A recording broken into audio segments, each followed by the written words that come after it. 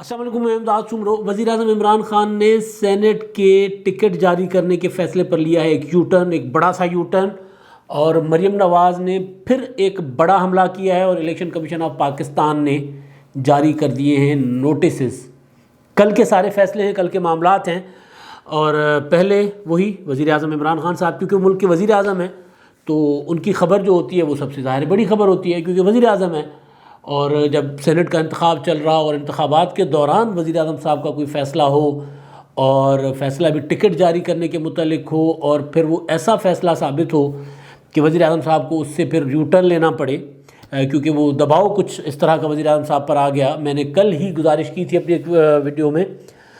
کہ وزیر اعظم عمران خان صاحب جو ہیں وہ خود ٹکٹ جاری نہیں کر پا رہے، ان کو فیصلے نہیں کر رہے سینٹ کے انتخابات کے امیدواروں کے حوالے سے، ان پر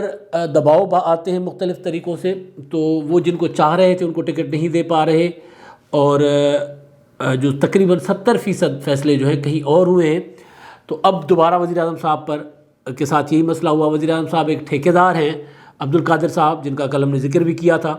ان کو سینٹ کا ٹکٹ دینے کا فیصلہ کیا تھا وزیر اعظم صاحب نے، اور پھر وہ چیزیں سامنے آتی رہیں، سوال ہوتے رہے کہ جناب یہ عبدالقادر صاحب کون ہیں، تو پی ٹی آئی والے بھی ایک دوسرے سے پوچھتے رہے کہ عبدالقادر صاحب کون ہے، اور عبدالقادر صاحب کو بھی یہ پتہ نہیں تھا کہ ان کو ٹکٹ کس نے جاری کیا ہے۔ وہ جب الیکشن کمیشن گئے تو وہ کہہ گیا کہ جناب پاکستان عوامی تحریک نے کا شکر گزار ہوں جنہوں نے مجھے ٹکٹ جاری کیا ہے۔ تب کنٹروورسی بنی کہ یار ایک بندے کو پتہ ہی نہیں ہے کہ وہ کس جماعت سے الیکشن لڑ رہا ہے، تو اس کا ظاہر اس جماعت سے تعلق نہیں ہوگا۔ پھر شبلی فراز صاحب نے کہا کہ جناب وہ ہمارے اتحادیوں کی چوائس تھے۔ فواد چودھری صاحب نے کہا کہ نہیں جی، ایک دن پہلے انہوں نے پی ٹی آئی جوائن کی تھی۔ تو بہرحال جتنے منہ اتنی باتیں، تو معاملہ جو ہے وہ ذرا مختاری والے معاملے پہ چلا گیا، گل ودھ گئی، اور جب گل ودھ گئی تو عمران خان صاحب کو وہ ٹکٹ کا فیصلہ واپس لینا پڑا، کیونکہ جو کہ خیبر بلوچستان سے پی ٹی آئی کے پارلیمانی لیڈر ہیں، وہاں پر بلوچستان میں سب سے بڑی شخصیت ہیں پی ٹی آئی سے تعلق رکھنے والی سردار یار محمد رند، انہوں نے بھی اعتراض کیا تھا۔ انہوں نے کہا کہ جناب ہم سے تو پوچھا ہی نہیں گیا، اور پھر وہ بابر یوسف زئی ہیں اور بسم اللہ آغا ہیں، انہوں نے بھی کہا کہ جناب کسی قسم کی کوئی مشاورت کیے بغیر، یہ پی ٹی آئی کے بلوچستان کے لوگ ہیں تو ہم سے کوئی مشاورت کی نہیں گئی، سردار یار محمد رند سے کوئی مشاورت نہیں کی، اور مشاورت کیے بغیر ٹکٹ جاری کیا گیا ہے، اور قبول نہیں ہے، نہیں ہے، نہیں ہے۔ جس کے بعد وزیر اعظم عمران خان صاحب نے جو ہے وہ ان پر دباؤ بڑھا، اور دباؤ ویسے تو شاید نہ کام آتا، لیکن جب وہ جو عبدالقادر صاحب ہیں، جب ان کی زبان سے کچھ ایسی چیزیں نکلیں جن سے ثابت ہوا کہ ان کا پی ٹی آئی سے تو کیا پی ٹی آئی کے قریب سے بھی کوئی تعلق نہیں ہے، بلکہ سیاست کے قریب سے بھی کوئی تعلق نہیں ہے، تو پھر جو ہے وہ ٹکٹ جو ہے وہ عمران خان صاحب نے فیصلہ کیا کہ جناب ان کو نہیں دیا جائے گا، اور ان کی جگہ پھر ایک کارکن کی باری آئی، وہ جو قرآن نکلا ظہور آغا صاحب کا، کہا گیا کہ جناب ان کے لیے فیصلہ ہوا ہے کہ اب یہ ٹکٹ ان کو جاری کیا جائے گا، اور وہ جو ہیں سب سے پہلے بازی لے جانے والے شہباز گل صاحب نے پھر ٹویٹ بھی کر دیا کہ جناب یہ ٹکٹ جو ہے وہ واپس لے لیا گیا ہے، ان سے عبدالقادر کا جو فیصلہ جو تھا اناؤنسمنٹ وہ واپس لی جا رہی ہے، اب وہاں سے ان کی جگہ کینڈیڈیٹ ہوں گے ظہور آغا۔ تو ایک تو یہ بڑا سا یو ٹرن۔ اب اس کے پیچھے ظاہر ہے کہ وہ جو فیصلے، جیسے میں نے پہلے بتایا تھا کہ وزیر اعظم صاحب سینٹ میں کسی مخصوص طرح سے وہ سینٹ کو ڈیل کر رہے ہیں۔ ماضی میں بھی آپ نے دیکھا کہ وہ جو کے پی کے میں پیسے بٹے، تو اس میں بھی نام ایسے آگے سامنے کہ وہ لوگ کانوں کو ہاتھ لگاتے رہے کہ جناب یہ ارب پتی کھرب پتی لوگ جو ہیں وہ سینٹ میں آ گئے ہیں، اور ابھی بھی جو پی ٹی آئی کی لسٹ ہے، میں نے پہلے بھی کل بھی گزارش کی تھی کہ اس میں زیادہ تر لوگ جو ہیں وہ کچھ غیر سیاسی ٹائپ ہیں، حالانکہ سینٹ ایک ایسا ادارہ ہوتا ہے جہاں پر آپ کو مدبر سیاسی لوگوں کی ضرورت ہوتی ہے، اور سینٹ کا جو ہے اس کی تشکیل ہے یا اس کا جو کمپوزیشن ہے، اس میں جنرل نشستوں پر سیاستدان سیاسی لوگ آتے ہیں، تو وہاں پر ٹیکنوکریٹس بھی ہوتے ہیں، وہاں پر جناب کسانوں کے نمائندے بھی ہوتے ہیں، وہاں خواتین کی نمائندگی بھی ہوتی ہے، وہاں اقلیتوں کی نمائندگی بھی ہوتی ہے، وہاں وفاق کی نمائندگی بھی ہوتی ہے۔ تو سینٹ کی کمپوزیشن کچھ اس طرح کی ہے کہ وہ جو چیزیں قومی اسمبلی میں اگر آپ سے کوئی لوپ ہولز رہ جاتے ہیں قانون سازی میں، ڈسکشن میں، صوبائی اکائیوں میں اگر کوئی وہاں پر مسئلہ بنتا ہے، تو وہ آپ نے یہاں پر آ کے ڈیل کرنا ہوتا ہے، اور سب کو راضی رکھنا ہوتا ہے آئینی حوالوں سے، یعنی سب کی وہاں پر سنی جائے، اور بیٹھے ہوئے لوگ جو ہوں وہ عام لوگ نہ ہوں، وہ کوئی ذہین فتین مدبر ٹائپ لوگ ہوں. لیکن یہاں پر پی ٹی آئی کی جو اس میں جاتے ہیں تو یہاں پر سیاسی لوگ تو کچھ یہاں پر تو سارے مالدار لوگ آ رہے ہیں، بہت بڑے پیسے والے. عمران خان صاحب کا نعرہ تھا کہ جناب سیاست سے پیسہ ختم کروں گا، مگر سینٹ کے ٹکٹ جو ہے میجورٹی وہ ماضی میں بھی انہوں نے پیسے والے لوگوں کو دی، ابھی بھی زیادہ تر یہی انہوں نے کوشش کی کہ یا تو پیراشوٹرز کو کریں وہاں پر سیٹ کریں یا پھر اس طرح کے پیسے والے لوگوں کو. تو چلیں بلوچستان والوں کو مبارک ہو کہ انہوں نے اپنے صوبے کی جو ہے وہ ایک سیٹ جو ہے کسی ٹھیکیدار کے پاس جانے سے بچا لی. اب وہ ظہور آغا صاحب کہا جا رہا ہے کہ جناب وہ پارٹی کے ایک پرانے پی ٹی آئی کے ہیں اور سیاسی ایک بندے ہیں، تو وہ شاید بلوچستان کی نمائندگی کا حق وہاں پر ادا کر پائیں. تو ایک تو یہ چیز تھی کہ جناب خان صاحب نے سوچے سمجھے بغیر یا سوچے سمجھے جو فیصلے کیے تھے اب وہ بھی ان کو واپس لینا پڑ رہے ہیں. اور ایک بہت بڑا یوٹرن، یہ بہت بڑی سبکی ہوتی ہے کسی بھی سیاسی جماعت کے لیے کہ آپ ایک بندے کو ٹکٹ جاری کریں یا اعلان کر دیں اس کے کینڈیڈیچر کا اور اس کے بعد آپ اس کا فیصلہ ہی واپس لے لیں. یعنی آپ نے جاری کی تھی، لسٹ جاری کی، یہ نہیں تھا کہ آپ نے لوگوں کو کہا کہ جا کے آپ اپنے اپنے کاغذات نامزدگی جمع کروائیں اور پھر ہم فیصلہ کریں گے کہ کس کو ٹکٹ دینا ہے کس کو نہیں دینا. یہ نہیں، وہ جو لسٹ جاری کی گئی تھی فواد چودھری صاحب کی طرف سے، باضابطہ حتمی کمپلیٹ لسٹ، اس میں عبدالقادر کا نام تھا. تو اس کے بعد واپس لینا یہ بہت بڑی سبکی ہے. مریم نواز، جناب مریم نواز صاحبہ کل ڈسکے میں تھی، سیالکوٹ کا وہ جو ڈسکے کا وہ جو قومی اسمبلی کا ضمنی الیکشن ہے 19 کو ہونا ہے، 19 فروری کو، وہاں پر انہوں نے بڑے بڑے تابڑتوڑ حملے کیے. مریم نواز صاحبہ جو بیچ میں کچھ عرصے کے لیے وہ اور میاں نواز شریف صاحب اور پی ڈی ایم کے دیگر قائدین کچھ عرصے کے لیے ذرا انہوں نے اپنا لب و لہجہ جو ہے وہ ٹھنڈا رکھا تھا، نرم رکھا تھا. اب دوبارہ اس میں تیزی جو ہے وہ آ رہی ہے. اور کل مریم نواز نے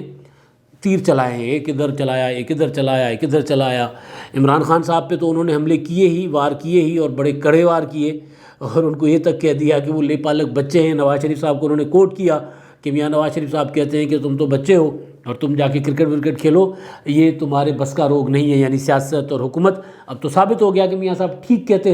ہیں. لیکن انہوں نے جو وہ بات کی نا، کچھ ایک پیزا والی بات کر دی، پھر وہ پیزا نکے کا ابا، اور پیزا جو ہے وہ پاپا جونز پیزا وہ نکے کے ابے کا نہیں ہے. وہاں انہوں نے وضاحت کی کہ وہ نکے کے ابے کا نہیں ہے، نکے کے بڑے بھائی کا ہے، عاصم سلیم باجوہ کا ہے.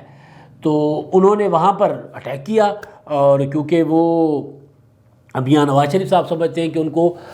جو وہ سیاسی طور پر ان کو کافی ڈیمیج کیا ہے انہوں نے، باجوہ صاحب نے، عاصم سلیم باجوہ کی بات ہو رہی ہے. تو اس وجہ سے بھی مسلم لیگ نون کا نواز شریف صاحب کا جو ٹارگٹ رہے ہیں وہ عاصم سلیم باجوہ ہیں. جب سے ان کی وہ کمپنیز کا جو اسکینڈل سامنے آیا تھا، وہ جو درانی صاحب لے کر آئے تھے، تو اس کے بعد سے مسلم لیگ نون خاص طور پر ٹارگٹ کر رہی ہے. تو کل بھی مریم نواز صاحبہ نے وہی کیا، مگر عمران صاحب کو مریم نواز نے کل کہا لے پالک بچے ہو آپ، خان صاحب آپ لے پالک بچے ہو، ہماری لڑائی آپ سے نہیں آپ کے بڑوں سے ہے. اب یہ آپ کے بڑوں والی بات جو ہے وہ کچھ عرصہ پہلے تک خاموش ہو گئی تھی، کچھ دنوں کے لیے چپ ہو گئی تھی، اس طرح کی باتیں نہیں کی جا رہی تھی. مگر اب وہ جو دوبارہ یہ باتیں شروع ہو گئی ہیں، جو لاسٹ جلسہ تھا حیدرآباد والا، وہاں پر بھی یہ باتیں کی گئی. مریم نواز گو کو وہاں نہیں جا پائی تھی، لیکن مولانا فضل الرحمان صاحب نے بھی بات کی وہاں پر، بلاول بھٹو صاحب نے بھی اس طرح کی باتیں کی تھیں، اور دیگر قائدین نے بھی یہ باتیں کی تھی. اب دوبارہ مریم نواز نے ڈسکا میں اسی طرح کے جو ہے وہ حملے کیے. اور دوسرا یہ کہ دائیں چور بائیں چور درمیان میں چور، یعنی وہ انہوں نے ایک وہ جو کرتی ہیں شاعرانہ انداز میں تنقید کرتی ہے، تو وہ بھی انہوں نے خوب کی. مگر انہوں نے ایک ایسی بات کر دی جس سے ان کو تنقید کا نشانہ بنایا جا رہا ہے. میری نظر میں وہ کوئی اتنی بری بات نہیں ہے، کیونکہ انہوں نے کہا کہ پنجابی کھڑے ہو گئے ہیں، پنجاب کھڑا ہو گیا ہے. اور جب پنجاب کھڑا ہوتا ہے تو پھر سلیکٹڈ اور سلیکٹرز ان کا مقابلہ نہیں کر پاتے. اور یہ حقیقت ہے کہ پنجاب پاکستان میں سب سے زیادہ طاقتور خطہ ہے، پاکستان کا طاقتور صوبہ ہے، کیونکہ یہاں پر میجورٹی ہے ووٹ کی، اور یہیں سے حکومتیں بنتی ہیں، یہیں سے حکومتیں گرتی ہیں. جو پارٹی یہاں پر پاپولر ہوتی ہے وہی اقتدار میں ہوتی ہے، اور جو پارٹی یہاں پر پاپولر نہ رہے تو پیپلز پارٹی کی طرح پھر وہ سندھ میں تو تیسری بار اقتدار میں آئی ہے لیکن مرکز میں تیسرے نمبر پر ہے. تو یہ تو حقیقت ہے کہ جب پنجاب اٹھتا ہے، پنجابی جاگتا ہے، تو بہرحال فرق تو پڑتا ہے. پھر وہ مریم نواز کی ڈکشن میں چاہے جو بھی ہو، سلیکٹڈ ہو یا سلیکٹر ہو، ان کو فرق تو پڑے گا. تو یہ بات تو ٹھیک تھی، لیکن اس کا جواب پی ٹی آئی والوں نے یہ دیا کہ جناب بیٹی نے بھی باپ کی طرح جاگ پنجابی جاگ کا نعرہ لگا دیا. اب اس کو جاگ پنجابی جاگ کا نعرہ کہیں، پنجابی کا جاگنا ویسے بری بات تو نہیں ہے نا. اگر پنجابی جاگ جائیں جمہوریت کے لیے، حق حکمرانی کے لیے، اپنے حق حکمرانی کے لیے، اپنے این ایف سی کے لیے، اپنے ووٹ کے تقدس کے لیے، اپنی صحیح نمائندگی کے لیے اگر جاگ جائیں تو اس میں بری بات کیا ہے؟ ایک تو ہمارے یہاں یہ نہیں سمجھ آتا کہ یہ صوبوں کو کارڈ بنا دیا جاتا ہے، اور اگر کوئی کسی صوبے کی بات کرے تو اس کو تعصب کی نظر کیوں کہا جاتا ہے کہ تعصب ہے. بہرحال مریم نواز نے تو ظاہر ہے کیونکہ وہ پنجاب میں کھڑی ہوئی ہے، ڈسکے میں، سیالکوٹ میں کھڑی ہو کر وہ جب تقریر کر رہی ہیں، اور تقریر بھی ایک ایسے کراؤڈ کو کر رہی ہیں کہ جب وہ ڈسکے میں داخل ہوئی تھیں، جب جا رہی تھیں تو سڑکوں پر بندے تھے، چھتوں پر لوگ تھے، اور جہاں تک نظر جاتی تھی وہاں بندہ ہی بندہ تھا. تو ظاہر ہے لگ تو یہ رہا تھا کہ جناب وہ جو ہے NA-95 اس کا الیکشن تو 19 کو ہے، لیکن فیصلہ تو لوگوں نے وہاں دے دیا ہے. کل ہی میں نے آپ کو اپنے ویلاگ میں گزارش کی تھی کہ جو انتظامیہ ہے سیالکوٹ کی اور گجرانوالہ کی، یعنی وزیر آباد والا جو حلقہ ہے، وہاں کے لیے انتظامیہ کو کہا یہ گیا تھا کہ جناب یہاں پر کچھ کریں ہمارے امیدواروں کے لیے. تو انتظامیہ نے کہا تھا کہ جناب تاڑے پلے دے ککھ بھی نہیں رہا، یہاں پر تو آپ کے جیتنے کا کوئی امکان نہیں ہے. کوئی تھوڑا بہت ہوتا تو ہم وہ ڈسکریپنسی کر دیتے، وہ فرق کر دیتے. پاسنگ مارکس ہوتے ہیں نا، کہ ایک بندہ اگر 30 مارک نمبر لیتا ہے اور تو 3 مارک جو ہے وہ دے دیتا ہے ایگزامینر، یا وہ جو چیک کرتا ہے وہ تو 3 نمبرز دے کے اور 33 پر پاس کر دیتا ہے. لیکن انہوں نے کہا کہ جناب آپ تو بہت پیچھے ہو، تو ہم تو آپ کو پاسنگ مارکس بھی نہیں دلوا سکتے، تو آپ تو جیتنے کی بات کر رہے ہو. تو بہرحال وہ تو میں نے کل ہی گزارش کر دی تھی کہ وہاں پر پی ایم ایل این کا مقابلہ پی ٹی آئی نہیں کر پا رہی. تو آج کی جو کل کی ریلی نے بھی یہی ثابت کر دیا کہ جناب نہیں، مریم نواز صاحبہ کا جو وہاں پر پی ایم ایل این کا زور ہے وہ کہیں زیادہ ہے. اور اس کے بعد وہاں پر مجمع میں کھڑے ہو کے جس طرح مریم نواز نے للکارا ہے حکومت کو، اور جس طرح انہوں نے باقی وہ اشارے کنائیوں میں کچھ سیدھی کچھ رومال میں لپیٹ کے جو باتیں کی ہیں، وہ باتیں جو ہے وہ ظاہر ہے ان کا اثر تو ہوگا، اور اثر ہونا تھا اور ہوا بھی. کیونکہ اس کے بعد یہ ہوا ریلی کے بعد کہ الیکشن کمیشن نے رانا ثناءاللہ، احسن اقبال اور وہ خرم دستگیر اور وہ جو کیا نام ہے جاوید لطیف صاحب، ان سمیت 20 ارکان جو ہے اس ارکان قومی اور صوبہ اسمبلی کے خلاف جو ہے وہ جاری کر دیے ہیں، نوٹسز جاری کر دیے ہیں کہ انہوں نے، کیونکہ الیکشن پر پابندی ہے الیکٹڈ نمائندوں پر کسی بھی حلقہ انتخاب میں جا کر الیکشن کیمپین چلانے کی، تو اس کا انہوں نے نوٹس دیا ہے، شوکاز نوٹس جاری کیا ہے ان کو.